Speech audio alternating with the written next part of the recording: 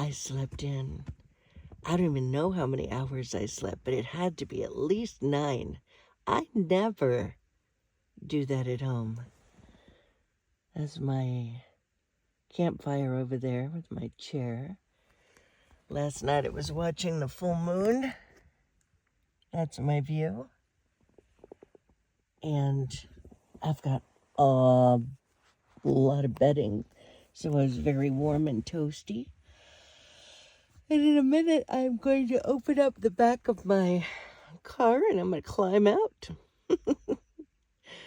I just wanted to say good morning.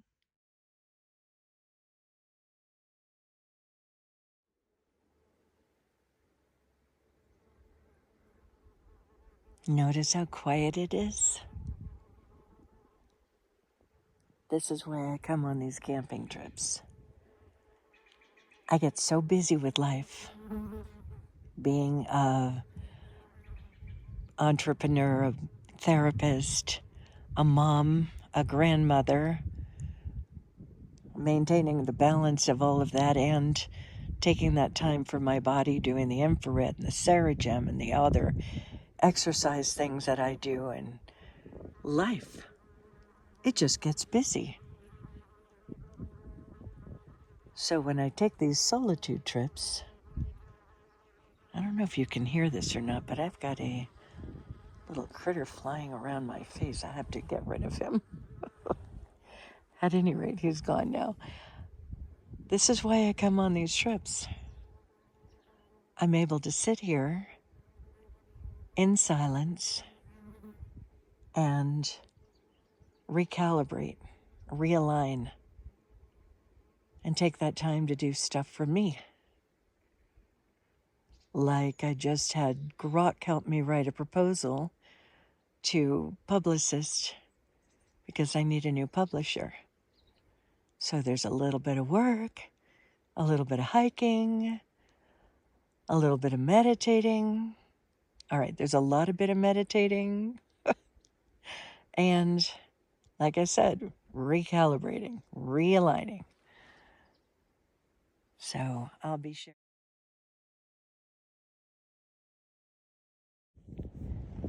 One of the reasons that people are experiencing so much at this point is because most of us don't have the time to just chill out,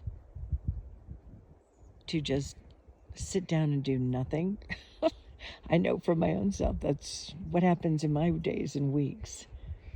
And we all have to work so hard to make a living for, just surviving at this moment.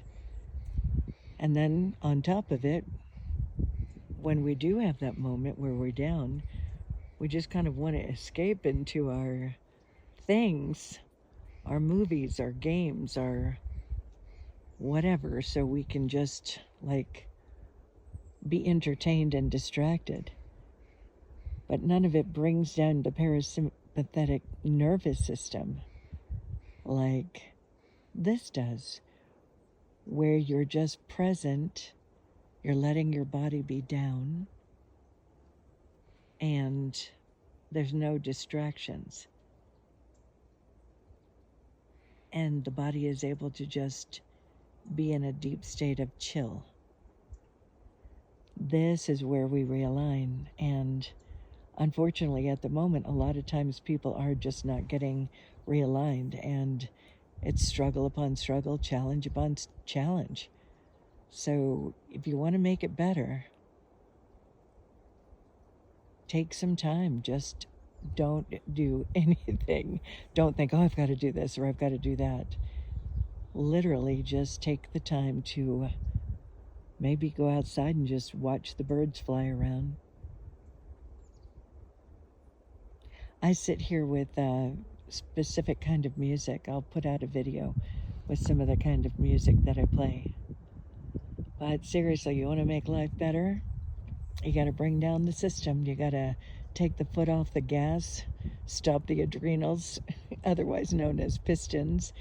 Take them down, let the car just purr at neutral.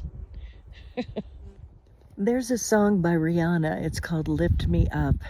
And every time I'm listening to it, I think of the child in the back seat, the kid in the back seat. I think of my kid in the back seat.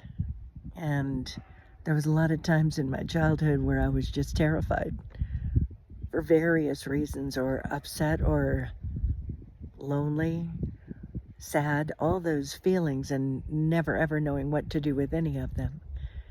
So part of the reason I put the book together the way I did is we all have that opportunity to be the adult in the front seat. So there's been a few times that I've recognized that acting now, it's like I've been terrified of something, scared, whatever, and I look at it afterwards, it's like, what did I go so out of line for? And when I look back on it, it was her, the little kid in the back seat. And so it gives me that opportunity to be the adult for her. So when I'm listening to that song and she's saying the words that she's saying, it's like she's asking me to stand in for her, lift me up, hold me down, show me the direction, nurture me, love me, and bring me into that adult part with you, and help me get over the terror, the fears, all the stuff that we feel. So when I'm hearing that song, it's like little Audie singing it and asking me to be there, to be the adult. And we all get to do that for ourselves. And we also get support.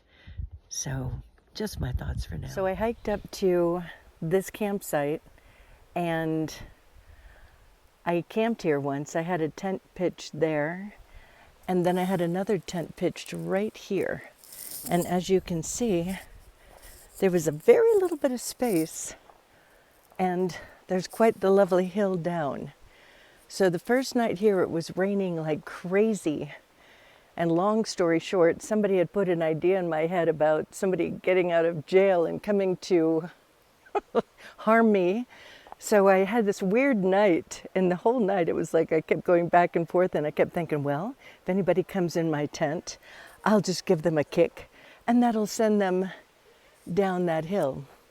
So I get up the next day, and everything's fine and good, and I had this spot, and it was, I'm telling you, it is like the penthouse here. You have to hike everything up, but it's well worth it. Anyway, see this whole area back here? Nobody is back here. And so I went, and in between those two trees, I placed a hammock. And I just would come down here and just lay in the hammock and just veg out. And you see that over there, there is a boulder. Well, I had gotten things ready to go, and I was going down there to take off the hammock, and I was changing my clothes, and out of nowhere, this guy appeared on that boulder, and he saw me, and I looked at him, and I said, hey, and he started hollering at his friends from over there, and he disappeared, and I got this really bad feeling. So I ran up that hill, and I was just getting ready to leave, so I grabbed my suitcase, and I went as fast as I could down to my car, which was kind of where that white car is. Anyway, by the time I got to my car, those guys were here at my tent. So it's the only time in all these years I've ever had a moment. And it wasn't a bad moment because I was listening to my intuition. And my intuition was like, you need to get out of there. These guys are like not good for you at all. And I'm glad that I did. There was another trip where I had this particular spot again, I'm just remembering, and I kept looking out into this beautiful forest thinking, well, there's no animals. And I kept thinking, that's weird, there's just no animals. And then on my very last day here, or the night before, I caught myself and I went, oh, I have been creating such a perimeter. I've been meaning no bears, meanwhile saying no animals. So I realigned myself and I said, I would actually love to see a deer. So the next morning, I went down there and I was getting myself ready to leave. I wanted one last little time out at the water. And out of nowhere, this beautiful stag came from over here and walked right in front of me. It was gorgeous. It had those big antlers. So be careful of what you're intending. You can literally vibe away all the animals and just put it out there for the beautiful things that you want to see. I was just taking selfies. And then it went to video. So I thought, oh, it just went to video. Should I take a quick video? I hate taking selfies. I feel a little ridiculous, but sometimes you got to do it for a new, profile picture or a picture of, just being on a trip. So, one of the questions I've been asked is about starting a fire. Believe it or not, many of us just did not get raised learning how to do this. So, key to starting a fire is you always start with the tiny things. Like I'll throw in there some pine needles and little twigs. And if I have some leftover paper, I'll throw that in there. Like for instance, I had some cold pressed juice. I had a box for it. It's in there underneath the stuff. So you put the little bit stuff on the bottom and let it catch fire. And then you can see all the smoke that's coming up. That means it's all getting started. And as you can see, more flames are starting to pop up around that piece of bark. So bark burns pretty well. A lot of people don't think to use it, but it's a good fire burner. And then as the fire gets going more, I will take from my big pile over there and put the bigger pieces on first so that they'll have plenty of time to burn throughout my sitting here. You don't want to put the big things on right before you're going to bed. So a little quickie on fire starting. So tonight I'm sleeping in the tent. I have a full mattress and it takes up a good portion of the tent. I have a sleeping bag that I'm in, and then a nice fuzzy blanket that's kind of doubled up, and then this blanket on top. And, are you ready for this? I turn my sleeping bag so that the hood part of it goes over my head at night. It keeps my head warm. So I have my lamp. I've got an air horn over there, mace in case of emergency, and all my stuff. And believe it or not, it's not scary. It's actually very peaceful. When people stop talking, it's very quiet. It's a different experience from the car. Want to see what it's like when the light goes out?